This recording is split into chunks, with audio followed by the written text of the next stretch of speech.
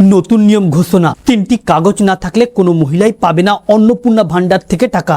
যদি আপনি চেয়ে থাকেন আপনার বাড়ির মহিলা 1 জুন থেকেই পাক অন্নপূর্ণা ভান্ডারে 3000 টাকা, তাহলে আপনাকে এই 3টি কাগজ রেডি করতেই হবে, নতুবা কোনো মহিলাই অন্নপূর্ণা ভান্ডার থেকে একটা টাকাও পাবে না। আর আজকে মূলত থাকবে অন্নপূর্ণা ভান্ডার নিয়ে যে নতুন নিয়মটি ঘোষণা হয়েছে এটা নিয়ে বিস্তারিত আলোচনা। অতি স্বল্পক্ষণের ভিডিও, মোটেও স্কিপ না করে শেষ পর্যন্ত দেখবেন। আলোচনা শুরু করার পূর্বে আপনাদের কাছে একটা রিকোয়েস্ট, ভিডিওটিকে অবশ্যই একটি লাইক করে জনস্বার্থে প্রচুর শেয়ার করবেন, কারণ আপনার একটা শেয়ার দ্বারা অন্যজনের জানতে অনেকটাই সুবিধা হবে। চলুন দেখে নেওয়া যাক বিস্তারিত। তো ফ্রেন্ডস, ইতিমধ্যে রাজ্যের মুখ্যমন্ত্রী শুভেন্দু অধিকারী ক্ষমতায় বসার পর জানিয়ে দিয়েছেন যে রাজ্যে যতগুলো সামাজিক প্রকল্প রয়েছে সবগুলো প্রকল্প চলবে, যা 1 জুন থেকেই লক্ষ্মীর ভান্ডারের পরিবর্তে অন্নপূর্ণা ভান্ডারে 3000 টাকা করে পাবে রাজ্যের প্রত্যেকটি মহিলা যারা অনলাইনে আবেদন করবে। তবে এবারে এই অন্নপূর্ণা ভান্ডারের টাকা পেতে গেলে 3টি কাগজ মূলত থাকতেই হবে।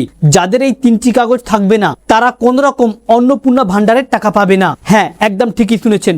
যদি আপনার বাড়ির মহিলার বয়স 25 থেকে 60 বছরের মধ্যে হয়ে থাকে, যদি আপনি একজন পশ্চিমবঙ্গের বাসিন্দা হয়ে থাকেন, যদি আপনি চেয়ে থাকেন যে আপনার বাড়ির মহিলারা জুন মাস থেকেই পাক 3000 টাকা, তাহলে আপনার জন্য বিশেষ নির্দেশিকা জারি করা হয়েছে অন্নপূর্ণা ভান্ডারের টাকা পেতে। অন্যদিকে এই 3000 টাকা যাতে কোনো অযোগ্য ব্যক্তি না পায় সেদিকেও লক্ষ্য রাখা হচ্ছে। তবে এই 3000 টাকা পেতে চিরুনি তল্লাশি করে দেয়া হবে এমনটাই জানিয়েছে, যেখানে বলা হচ্ছে যে এই অন্নপূর্ণা ভান্ডারের প্রকৃতপক্ষে যোগ্য ব্যক্তি যারা তাদেরকেই বেছে বেছে দেয়া হবে। তবে এর জন্য বেশ কিছু শর্ত দেওয়া রয়েছে, বেশ কিছু ক্রাইটেরিয়া দেওয়া হয়েছে, যেখানে বলা হচ্ছে অন্নপূর্ণা ভান্ডারের মহিলাকে অবশ্যই পশ্চিমবঙ্গের স্থায়ী বাসিন্দা হতে হবে, এবং এই অন্নপূর্ণার ভান্ডারে যারা সরকারি কোনো কর্মচারী বা পেনশন পাচ্ছে তাদেরকে দেওয়া হবে না। এই অন্নপূর্ণা ভান্ডারে যাদের ভোটার লিস্ট থেকে নাম কাটা গেছে SIR-এ তাদেরকে দেওয়া হবে না। তাই অন্নপূর্ণা ভান্ডারের টাকা পেতে গেলে প্রত্যেকের কাছে ডিজিটাল রেশন কার্ড থাকতেই হবে। সেটা হতে পারে PHH, SPHH,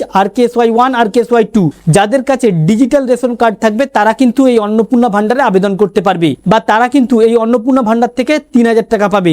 দ্বিতীয়ত, প্রত্যেক মহিলা যারা অন্নপূর্ণা ভান্ডারে 3000 টাকা পেতে ইচ্ছুক তাদের প্রত্যেকের কাছেই ভোটার কার্ড থাকতে হবে, অর্থাৎ 2026-এর যে ভোটার লিস্ট রয়েছে সেই ভোটার লিস্টে নাম থাকতেই হবে।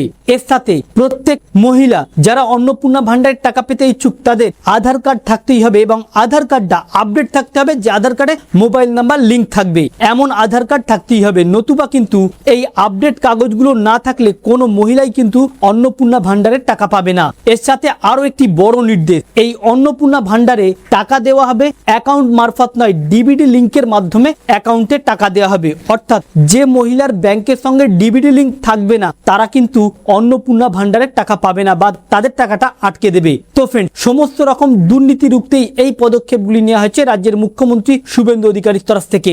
যদি আপনি চেয়ে থাকেন যে আপনার বাড়ির মহিলারা অন্নপূর্ণা ভান্ডারে 1 জুন থেকে 3000 টাকা পাক, তাহলে কিন্তু আপনাকে ডিজিটাল রেশন কার্ড, যে রেশন কার্ডে KYC করা রয়েছে বা আধার লিঙ্ক রয়েছে, মোবাইল নাম্বার লিঙ্ক রয়েছে, এমন রেশন কার্ড, বা যাদের করা নেই এখন অতি দ্রুত করে নিতে পারেন, এবং ভোটার কার্ড থাকতে হবে যাদের 2026-এর ভোটার লিস্টে নাম রয়েছে, এবং আধার কার্ডের সঙ্গে মোবাইল নাম্বার লিঙ্ক বা আপডেট আধার কার্ডের প্রয়োজন পড়বে। যদি আপনি চেয়ে থাকেন যে আপনার বাড়ির মহিলা অন্নপূর্ণা ভান্ডারে 3000 টাকা পাক, তাহলে এই কাজগুলো যদি করা না থাকে দ্রুত করে নিন, নতুবা 1 জুনের পর থেকে সমস্যায় পড়তে পারেন আপনি। তো ফ্রেন্ডস, এই ছিল মূলত অন্নপূর্ণা ভান্ডার নিয়ে বিশেষ নিয়ম, যা 3টি গুরুত্বপূর্ণ ডকুমেন্ট। আমাদের উদ্দেশ্য ছিল এই আপডেটটি আপনাদের সামনে উপস্থাপন করা, যাতে আপনার বাড়ির মহিলা অন্নপূর্ণা ভান্ডারের টাকা পেতে কোনো অসুবিধা না হয়। ভালো লেগে থাকলে ভিডিওটিকে অবশ্যই একটি লাইক করে জনস্বার্থে প্রচুর শেয়ার করবেন। Thank you friends, thank you for watching.